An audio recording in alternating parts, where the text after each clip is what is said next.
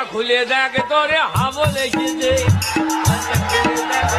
Hubble এসেছে। হ্যাঁ বাবু, তুই পড়াতে বাড়ি চলে এসেছিস? আয় বাবা আয়। হ্যাঁ বাবু বল। মারে কি হয়েছে বাবু, তোর খুব খিদে পেয়েছে বল।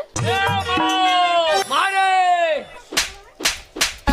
এ মা মারে, এটা ছাড়া অন্য কিছু বলার থাকলে বল।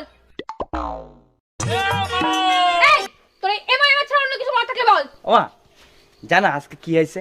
কি হয়েছে বাবা? আজকে আমি পড়তে গেছিলাম, আরে আমার সোনা বাবাটা।